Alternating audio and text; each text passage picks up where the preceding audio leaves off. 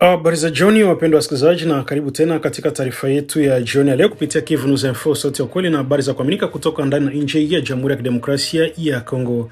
Ikiwa leo ni Jumaa tarehe 29 Mei mwaka 2026, tunakuletea mkusanyiko wa habari muhimu kuhusu hali ya usalama mashariki mwa nchi, siasa, maendeleo, afya pamoja na matukio mbalimbali yanaendelea kutikisa taifa letu na ukanda mzima wa maziwa makuu. Na miongoni mwa habari tulizokuandalia jioni ya leo ni hali ya taharuki iliyoripotiwa Walikale baada ya wakazi kukimbia kutokana na hofu ya mashambulizi ya waasi 23 wazalendo na jeshi la Jamhuri ya Kidemokrasia ya Kongo wakidaiwa kurejesha udhibiti wa Mulambula katika wilaya wa Walungu. Na Marekani yatangaza msaada mpya wa mamilioni ya dola kusaidia mapambano dhidi ya Ebola nchini DRC na Uganda. Pia tutakuletea taarifa kuhusu kurejea kwa kazi za ujenzi wa barabara taifa namba 5 na namba 13 huko Uvira, hali ya usalama Kinshasa kuelekea maandamano ya Lamuka, pamoja na vurugu zilizoripotiwa Kabambare mkoani Maniema baada ya kifo cha aliyekuwa mkuu wa kijiji. Mimi ni Teloja Longa, basi nakukaribisha tuende pamoja hadi mwisho wa taarifa hii ya habari ya jioni ya leo kupitia Kivu News Info. Skrini zetu zinaweza kuunganisha au kugawa. Leo hii taarifa nyingi husambaa bila kuthibitishwa kwenye mitandao ya kijamii. Uvumi, habari za uongo na maneno ya chuki vinaharibu uaminifu na kudhoofisha jamii zetu. Kabla ya kushiriki, jiulize swali rahisi: je, taarifa hii ni ya ukweli? Tuthibitishe vyanzo, tukatae upotoshaji, tuseme hapana kwa taarifa za uongo. Skrini zetu zinapaswa kuwa madaraja na si silaha. Kivu News Info inakuita kuwa na uwajibikaji wa kidijitali. Pamoja tuchague umoja, ukweli na amani. Ujumbe huu umetolewa na kuzenishwa na Wizara ya Ulaya ya Mambo ya Nje kwa kushirikiana na Search for Common Grounds. Hali ya taharuki ilitawala jioni ya jana tarehe 28 Mei katika vijiji vya Mpete na Minjenje uliko katika eneo la Banakindi ndani ya kundi la Kisimba ndani ya wilaya wa Walikale katika mkoa wa Kivu Kaskazini mashariki mwa Jamhuri ya Kidemokrasia ya Kongo, baada ya wakazi wengi kukimbia makazi yao kwa hofu kwa kusonga mbele kwa waasi wa M23. Hata hivyo, leo Ijumaa hali imeripotiwa kurejea kwa shwari na kwa kiwango fulani licha hofu kuendelea kutawala miongoni mwa wananchi. Kwa mujibu wa vyanzo vya kiutawala vya eneo hilo, taharuki ilianza kufuatia kuondoka kwa wapiganaji wa Zalendo katika kijiji cha Lola kinachotajwa kuwa moja maeneo muhimu ya ulinzi karibu na mji wa Pinga. Kuondoka kwa wapiganaji hao kulisababisha hofu kubwa kwa wananchi waliokuwa wakihofia uwezekano wa waasi wa M23 kutumia mwanya huo kuingia katika vijiji vya karibu. Vyanzo vinaeleza kuwa wapiganaji wa Zalendo waliondoka katika nafasi zao baada ya kushambuliwa kwa ndege zisizo na rubani maarufu kama drone ambazo zinadaiwa kutumwa na waasi wa M23 kutoka eneo la Iyula. Mashambulizi hayo yalilenga nafasi za kijeshi la serikali pamoja na washirika wa Zalendo katika sehemu hiyo ya wilaya ya Walikale. Kutokana na hali hiyo, mamia wakazi wa vijiji vya Mpete na Minjenje walikimbia kuelekea Pinga wakihofia mapigano mapya au uvamizi wa waasi. Wakazi wengi walionekana wakiondoka haraka wakiwa wamebeba baadhi ya mali zao muhimu, huku wengi wakitafuta hifadhi katika maeneo yanayoonekana kuwa salama zaidi. Katibu tawala wa gavumenti ya Kisimba amethibitisha kuwa hali ilianza kutulia baada ya wapiganaji wa Zalendo kurejea tena katika kijiji hicho cha Loa kwa ajili ya kuimarisha ulinzi. Hatua imechangia kurejesha utulivu wa muda katika vijiji vilivyokuwa vimekumbwa na taharuki kubwa usiku wa kuamkia leo. Asubuhi ya leo Ijumaa, baadhi ya shughuli za kijamii na kiuchumi zilianza kurejea taratibu katika vijiji vya Mpete na Minjenje. Watu wachache walionekana wakifungua maduka, huku wengine wakirejea mashambani katika shughuli zao za kawaida. Hata hivyo, bado hofu inaonekana wazi miongoni mwa wakazi ambao wengi waendelea kuwa na wasiwasi juu ya kuzorota tena kwa hali ya usalama katika eneo hilo. Wakazi wa maeneo hayo waendelea kutoa wito kwa serikali pamoja na viongozi wa usalama kuongeza ulinzi ili kuzuia mashambulizi mapya na kuhakikisha usalama wa raia pamoja na mali zao. Baadhi wanaeleza kuwa wamechoshwa na hali ya mara kwa mara ya mapigano ambayo yamekuwa ikisababisha vifo, uharibifu wa mali na mawimbi wa wakimbizi ndani ya wilaya ya Walikale. Hili ni tukio jingine linalodhihirisha udhaifu wa usalama katika sehemu mbalimbali za Kivu Kaskazini, hasa katika wilaya ya Walikale ambako mapigano kati ya waasi wa M23, jeshi la serikali na makundi ya wazalendo yamekuwa yakijirudilia mara kwa mara katika miezi ya hivi karibuni. Wananchi waendelea kuishi katika mazingira ya hofu kwa kitarajia kurejea kwa amani ya kudumu katika eneo hilo.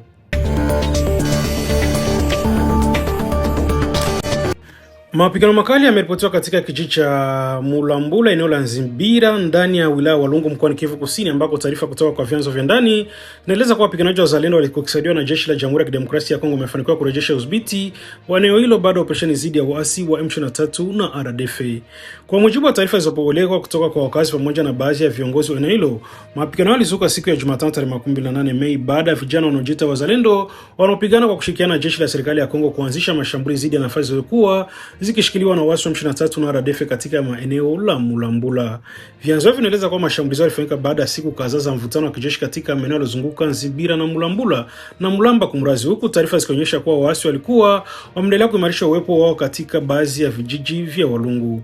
Hali ilizua hofu kubwa kwa wananchi waliokuwa wakihofia kuzuka kwa mapigano makubwa zaidi. Mashuhuda walikuwa katika eneo la tukio wanasema milio mizito ya silaha ilisikika kwa saa kadhaa, huku mapigano yakihusisha silaha za kawaida pamoja na zile nzito. Baadhi ya wakazi lazimika kuyahama makazi yao kwa muda wakikimbia maeneo yanayoonekana kuwa salama zaidi kutokana na hofu ya kukumbwa na mapigano hayo. Baada ya mashambulizi yao, taarifa zinaeleza kwa wapiganaji wa RDF na M23 walazimika kuondoka katika baadhi ya nafasi zao na kujiondoa kuelekea maeneo mengine ambayo hayajatajwa rasmi. Wazalendo pamoja na jeshi la Jamhuri ya Kidemokrasia ya Kongo walidaiwa kuingia tena katika eneo la Mulambula na kuimarisha ulinzi wake. Hata hivyo, pamoja na kurejeshwa kwa udhibiti wa eneo hilo, hali ya usalama bado inaendelea kuwa tete katika vijiji vinavyozunguka Nzimbira na Mulamba ndani ya wilaya ya Walungu. Wakazi wanaeleza kuwa bado wanaishi kwa taharuki kutokana na hofu ya mashambulizi mapya au kurejea kwa waasi katika maeneo hayo. Baadhi ya wananchi waliowasiliana na vyombo vya habari vya ndani wanaeleza kuwa maisha yameendelea kuwa magumu, huku shughuli nyingi za kijamii na kiuchumi zikisimama kwa muda kutokana na hali ya mapigano. Wakulima wengi hawajaweza kwenda mashambani, huku baadhi ya wafanyabiashara wakifunga shughuli zao kwa hofu ya usalama wao. Viongozi wa kimila katika eneo hilo wanaendelea kutoa wito kwa serikali kuongeza nguvu za ulinzi ili kuhakikisha wananchi wanapata usalama wa kudumu. Pia wameomba msaada wa kibinadamu kwa familia zilizolazimika kukimbia makazi yao kutokana na mapigano hayo. Mapigano hayo ni sehemu ya mivutano ya mara kwa mara inayoshuhudiwa katika majimbo ya Kivu Kaskazini na Kusini, ambako waasi wa M23 na RDF wamekuwa wakipambana na jeshi la Jamhuri ya Kidemokrasia ya Kongo kwa kushirikiana na makundi ya wazalendo katika maeneo mbalimbali ya mashariki mwa nchi. Hadi sasa hakuna taarifa rasmi iliyotolewa kuhusu idadi ya waliouawa kujeruhiwa katika mapigano hayo, lakini hali inaendelea kufuatiliwa kwa karibu, kwa wananchi wa Walungu wakiendelea kuishi katika mazingira hofu na sintofahamu.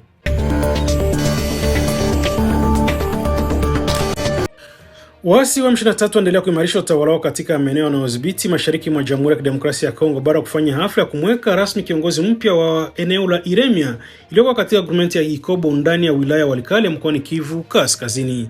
Tukio lilifanyika Jumatano tarehe 27 Mei katika kijiji cha Kateko kinachotajwa kuwa makao makuu ya wilaya hiyo. Kwa mujibu wa vyanzo mbalimbali vya ndani, hatua inaonekana kuwa sehemu ya mkakati wa waasi wa M23 wa kuendelea kujenga kile kinachotajwa kama utawala sambamba katika maeneo yaliyo chini ya udhibiti wao kwa zaidi ya mwaka mmoja sasa.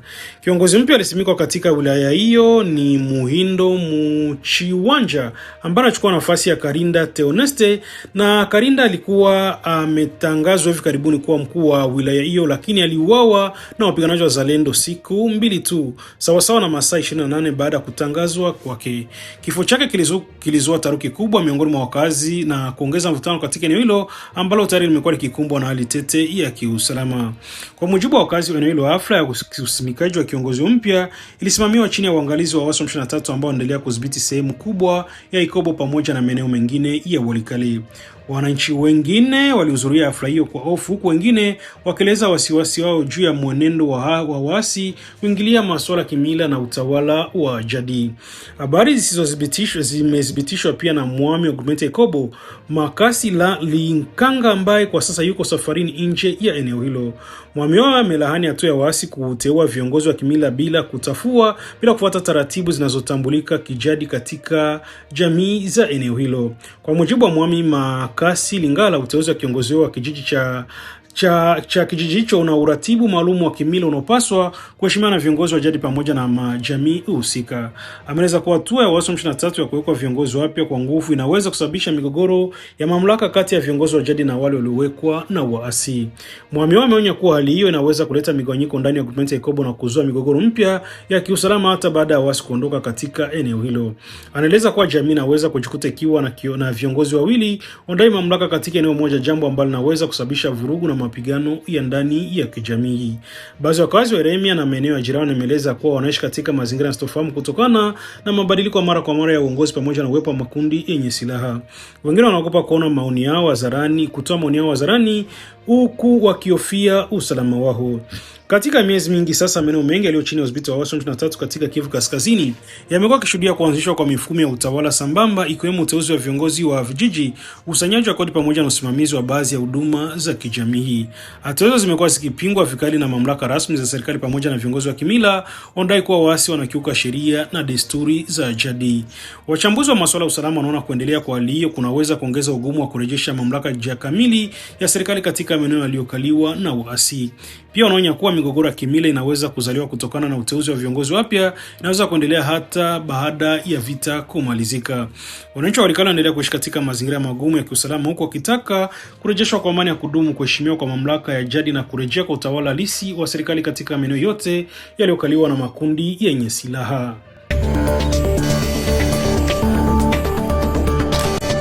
Marekani imetangaza kuongeza msaada wa mpya wa dola milioni 18 za Kimarekani kwa ajili ya kuimarisha mapambano dhidi ya ugonjwa wa Ebola katika mashariki mwa Jamhuri ya Kidemokrasia ya Kongo pamoja na Uganda.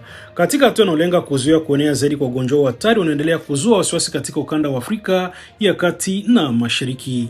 Tangazo hilo limetolewa siku ya leo na mshauri mkuu wa Marekani anayeshughulikia masuala Afrika, Masad Bolosa, ambaye amesema kuwa fedha hizo mpya zinageuzwa juu ya dola milioni 32 ambazo tayari zilikuwa zimetolewa awali kama msaada wa dharura wa kibinadamu kwa ajili ya kupambana na Ebola.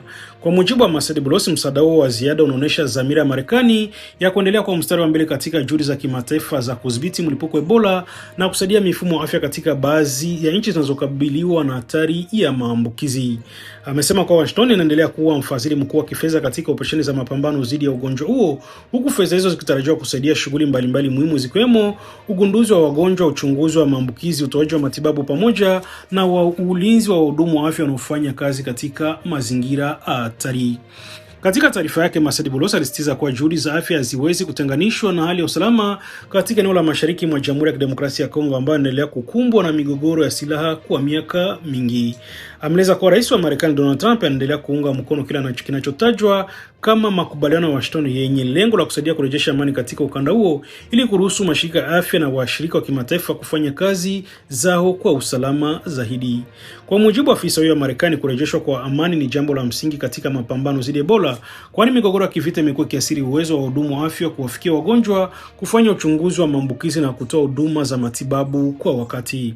Masad Bolosa, ambaye mara nyingi hutambulika kwa jina la utani Messi Afrique, amewashukuru washirika mbalimbali wanaofanya kazi moja kwa moja katika maeneo yaliyoathirika na Ebola, ikiwemo huduma wa afya, mashirika ya kibinadamu pamoja na serikali ya Jamhuri ya Kidemokrasia ya Kongo na Uganda kwa ushirikiano wao katika kukabiliana na ugonjwa huo. Alisisitiza kuwa ushirikiano wa kikanda ni muhimu ili kuhakikisha ugonjwa huo uendelee kusambaa kuvuka mipaka nchi hizo mbili, hasa kutokana na harakati kubwa za watu kati ya mashariki mwa Kongo na Uganda. Katika miezi ya hivi karibuni, mamlaka za afya katika DRC pamoja na Uganda zinaendelea kuchukua hatua mbalimbali za tahadhari, ikiwemo kuimarisha vituo vya uchunguzi mipakani, kuongeza kampeni za uhamasishaji kwa wananchi pamoja na kutoa chanzo kwa watu walioko katika maeneo yenye hatari kubwa ya maambukizi. Changamoto kubwa zinaendelea kujitokeza kutokana na hali ya usalama katika baadhi ya maeneo mashariki mwa Kongo ambako makundi yenye silaha yanaendelea kufanya mashambulizi. Mara kadhaa vituo vya afya pamoja na timu za hudumu wa Ebola zimewahi kushambuliwa na kushindwa kufika katika maeneo fulani kutokana na mapigano. Wataalamu wa afya wanaonya kuwa bila usalama wa kutosha, juhudi za kudhibiti Ebola zinaweza kuwa ngumu zaidi, kwani wagonjwa wengine hushindwa kufikiwa kwa wakati, huku maambukizi yakihatarisha kusambaa kwa kasi katika jamii hii. Tangazo hili la Marekani linakuja wakati ambako jumuiya ya kimataifa inaendelea kutoa wito kwa kuimarishwa kwa msaada wa kifedha na kiusalama ili kusaidia nchi za Afrika zinazokabiliwa na mlipuko ya magonjwa hatari pamoja na migogoro ya kivita kwa wakati mmoja. Wananchi katika maeneo yaliyoathirika wanaendelea kutarajia kwa msaada huo mpya utaweza kuboresha huduma za afya, kuongeza vifaa vya tiba na kusaidia kuokoa maisha ya watu wengi waliokabiliwa na hatari ya Ebola katika ukanda huo. Serikali ya Jamhuri ya Kidemokrasia ya Kongo imetangaza uwepo wa waziri wa mawasiliano na vyombo vya habari Patrick Muyaya pamoja na waziri wa afya Roger Kamba katika mji wa Bunia tangu siku ya jana la tarehe 28 Mei katika ziara inahusishwa na masuala ya usalama na afya mashariki mwa nchi. Kwa ujumbe na wa taarifa kutoka kwa mamlaka za serikali, ujumbe wa mawaziri hao wawili unalenga kufuatilia kwa karibu hali ya kibinadamu pamoja na changamoto za kiafya zinazoikumba jimbo la Ituri na ambalo linaendelea kukumbwa na migogoro ya makundi yenye silaha kwa muda mrefu. Ziara hiyo inatarajiwa kuhusishwa na juhudi za serikali za kuimarisha mawasiliano kwa wananchi kuhusu hatua zinazochukuliwa katika kupambana na magonjwa ya mlipuko, hasa wakati ambako nchi inaendelea kukabiliana na tishio la ugonjwa wa Ebola katika baadhi ya maeneo mashariki mwa nchi. Waziri wa afya Roger Kamba anatarajiwa kufanya tathmini ya hali za huduma za afya, uwezo wa vituo vya matibabu pamoja na maandalizi ya timu za afya katika maeneo yenye hatari ya maambukizi. Inasemekana kwamba mikutano ya wahudumu wa afya pamoja na washirika wa kimataifa yanayosaidia sekta ya afya katika eneo hilo. Kwa upande wake, Patrick Muyaya anatajwa kuendelea na kampeni za serikali kuhamasisha wananchi kuhusu mshikamano wa kitaifa ili usalama pamoja na kupambana na taarifa potofu zinazoweza kuzuia kuchochea taruki miongoni mwa wananchi. Tunakuja hapa ninawaza Président de la République ndio alitutuma jana muliona tulifanya 3 à 4 heures de réunion na EPK since hii epidemie ilianza et on afuata kila siku. On est venu pour vous dire que vous avez le soutien du président de la République et vous avez la mobilisation de tous les gouvernements. Non, on a check up. Non, mitamaliza ku français. Unasema jasu kesho tutasema Swahili. Bia mingi kama mnapenda na ministre atasema Swahili kesho. Donc on est venu parce que le président de la République qui tient à rassurer toutes les populations qui sont dans les parties touchées par cette épidémie, que nous sommes avec vous. Lorsque nous venions ici, des gens avaient peur, mais nous n'avions pas peur. Parce que comme les ministres de la Santé expliquaient tout à l'heure, nous connaissons cette épidémie. Nous avons l'expérience, nous avons des experts. Il y a beaucoup d'exigences, évidemment, mais les gouverneurs nous ont rappelé comment ça fonctionne dans l'armée. Il faut l'installation. Nous sommes au 13e jour, le 28. On a 90 jours pour nous déployer. Nous avons déjà des personnes qui sont guéries. Nous avons des personnes qui sont en voie de guérison. Le message que nous, on a vu à Bunia aujourd'hui, gouverneur, c'est qu'il n'y a pas de panique, mais il y a la vigilance. Parce que nous avons vu dans tous les coins des points de lavage d'eau, de points de prise de température. Je pense que la bonne information, c'est aussi cela, la guérison. Demain, avec le ministre de la Santé, on va se déployer pour s'assurer que ce qui doit être distribué les soit. Les motos que vous avez vues aujourd'hui, demain, vous ne les verrez plus.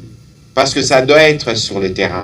Autant nous-mêmes, nous allons rencontrer les médias, les acteurs de différentes communautés, des humanitaires aussi sûrement, pour parler de comment ensemble on peut combiner les efforts pour arrêter la transmission de cette épidémie. Et nous avons besoin de la confiance de vous les journalistes, mais aussi de toutes les populations qui nous suivent ce soir. Je crois que, Monsieur le Ministre, on va terminer par là. Merci à toutes vos équipes qui sont particulièrement mobilisées depuis l'épidémie. Monsieur le gouverneur, vous faisiez allusion aux militaires. Nous avons nos militaires, le médecin, les infirmiers, les personnels médicaux qui sont bien mobilisés. En tout cas, il n'y a pas de mots pour vous remercier pour ce que vous faites pour la patrie. Merci, bonne soirée chez vous. On se retrouve demain pour un autre briefing. Merci.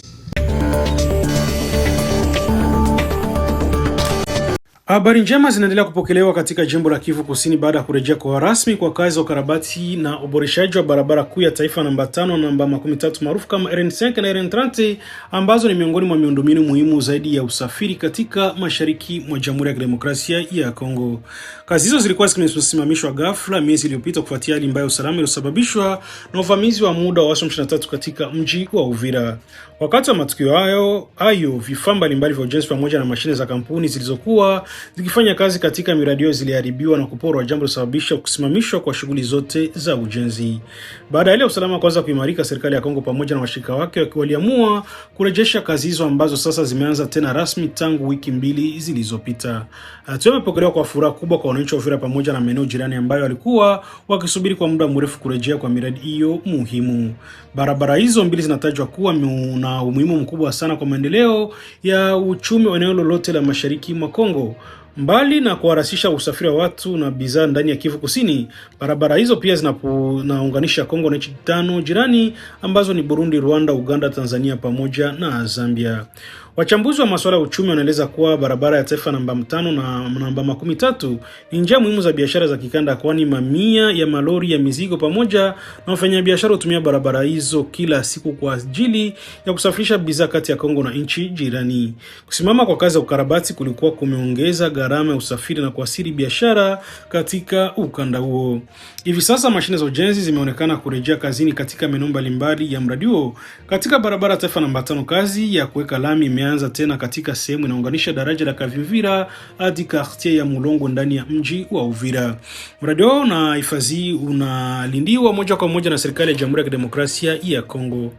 Wakati huo katika barabara taifa namba 13, timu za wahandisi na wafanyakazi zinaendelea na kazi za kujenga mifereji ya maji kuanzia Kavimvira hadi kwenye mpaka wa Kongo na Burundi. Sehemu ya miradi inaandaliwa na Umoja wa Ulaya ambao unaendelea kusaidia miradi ya maendeleo na miundombinu katika mashariki mwa Kongo. Msimamizi wa Ulaya Uvira Jean de Dieu Mabiso anasema kurejea kwa kazi hizo ni ushindi mkubwa wa maendeleo ya eneo hilo. Kwa mujibu wake, kukamilika kwa barabara hizo kusaidia kuondoa changamoto za usafiri ambazo zimekuwa zikiathiri Uvira pamoja na wilaya jirani kama Fizi na Mwenga. Ameleza kwa barabara hizo zitafungua mawasiliano kuelekea mji wa Kindu katika jimbo la Maniema, jambo ambalo litasaidia kuimarisha biashara, usafirishaji wa bidhaa za kilimo pamoja na mizunguko ya watu katika majimbo mbalimbali ya mashariki mwa nchi. Hata pamoja na matumaini hayo, baadhi ya changamoto bado zinaendelea kujitokeza, hasa katika swala la upatikanaji wa fedha za kuendeleza mradi huo. Dominique Kalonzo, mmoja wa kazi wa Uvira, amesema kuna tofauti kubwa kati ya kasi za utekelezaji wa kazi katika barabara namba 13 na barabara ya taifa namba 5. Kwa mujibu wake, mradi wa barabara namba 3 unaohifadhiwa na Umoja wa Ulaya unaonekana kwenda vizuri bila matatizo makubwa ya kifedha, huku vifaa, mishahara wafanyakazi vikiendelea kupatikana kwa wakati. Lakini katika barabara namba 5 ambayo inategemea fedha kutoka kwa serikali ya Kongo, mara nyingi kumekuwa na ucheleweshaji wa fedha ili naweza kuathiri kasi ya kazi. Licha changamoto za kifedha, wananchi wengi wa Uvira wanaendelea kuonesha matumaini makubwa kwamba safari hii miradi hiyo itakamilika. Wafanyabiashara, madereva pamoja na wakazi wa maeneo wanaotumia barabara hiyo wanaamini kuwa kukamilika kwake kutasaidia kupunguza ajali, gharama na usafiri wa muda wa wasafiri. Kurejea kwa kazi hizi kunatajwa kama ishara matumaini kwa wananchi wa Kivu Kusini ambao kwa miaka mingi wanaendelea kukabiliana na changamoto za usalama pamoja na ukosefu wa miundombinu bora ya usafiri.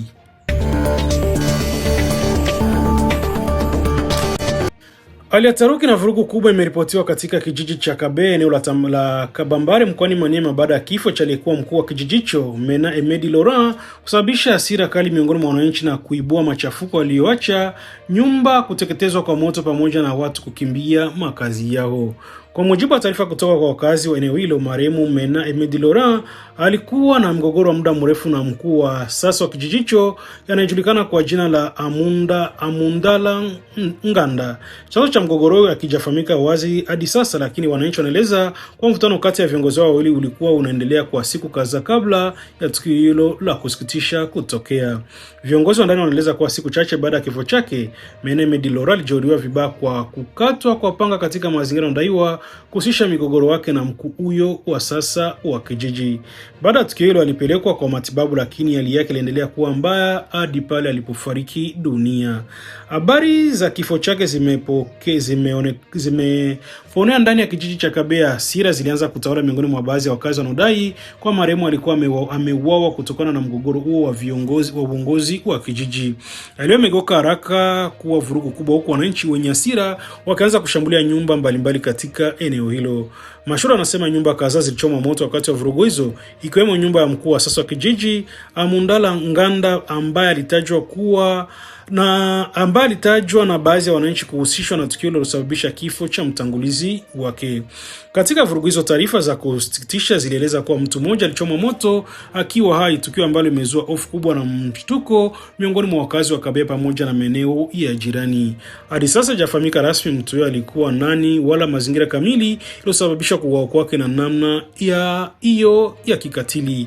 Kutokana na hiyo vurugu, wananchi wengi wameamua kuyama makazi yao kwa hofu ya kushambuliwa, kukumbwa na mapigano ya kulipiza kisasi.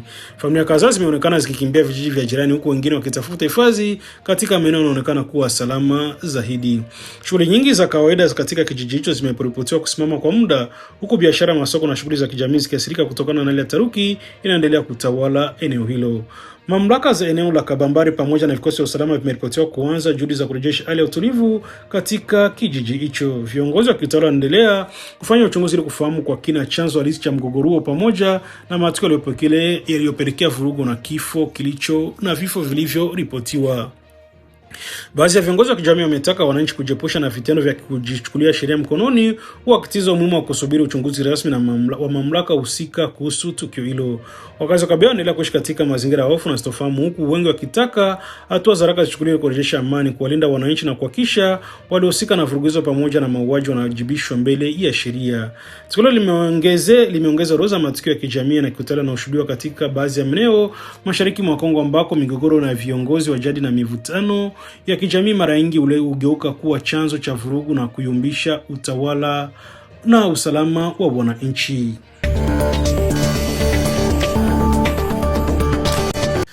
Na ni hapo ndipo tunafika mwisho wa taarifa yetu ya habari ya jioni ya leo kupitia Kivu News Info. Tunashukuru sana wapendwa wasikilizaji na watazamaji kuendelea kutuamini kazi zetu na kuendelea kukuletea habari sahihi za kuaminika kutoka ndani na nje ya Jamhuri ya Kidemokrasia ya Kongo.